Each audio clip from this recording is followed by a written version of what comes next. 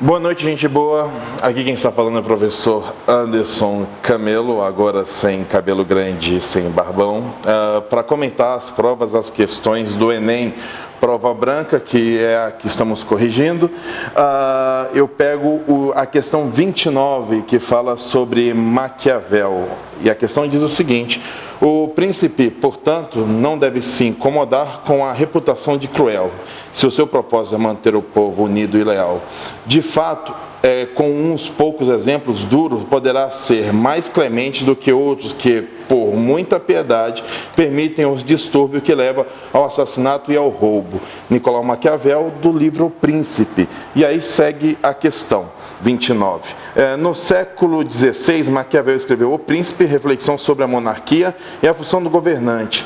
A manutenção da ordem social, segundo esse autor, baseava-se Temos aqui 5 argumentos. Na inércia do julgamento de crimes polêmicos, não, né? A função do príncipe, na verdade, no que é descrito por Maquiavel, é apresentar, através do medo, uma forma para assegurar a sua permanência no poder.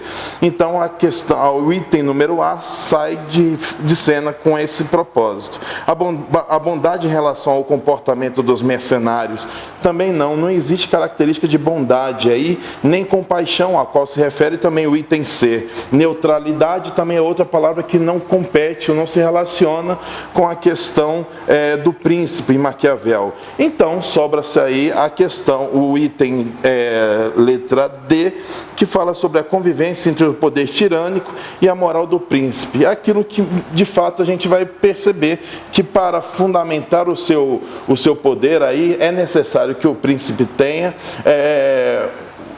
para si a imagem do temor da população.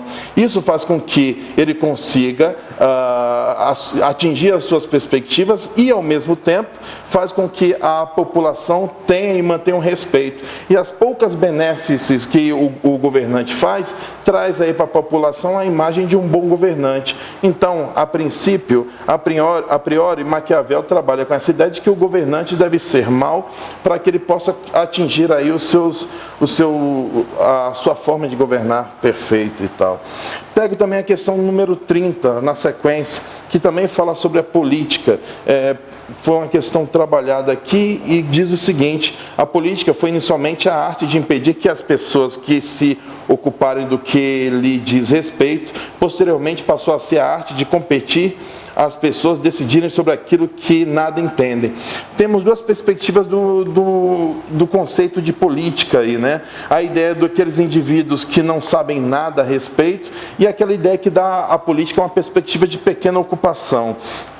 Sobre essa perspectiva, sobre esse ponto, então a questão continua falando. Nessa definição, o autor entende que a história da política está dividida em 2 momentos principais.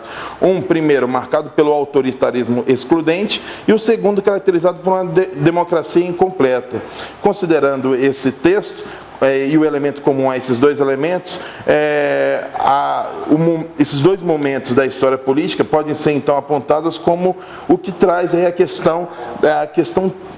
o item C da questão 30, que fala o controle das decisões por uma minoria. Fala aí que o elemento comum dos 2 conceitos de uma democracia é vista como a monopolização do poder por poucos. E é exatamente isso. De um lado temos indivíduos alienados que não participam da política e, por outro lado, temos indivíduos que são jogados ou manipulados na forma como aquele governante o deseja.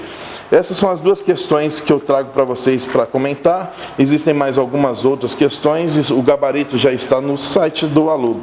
Até breve, nos vemos na sala de aula.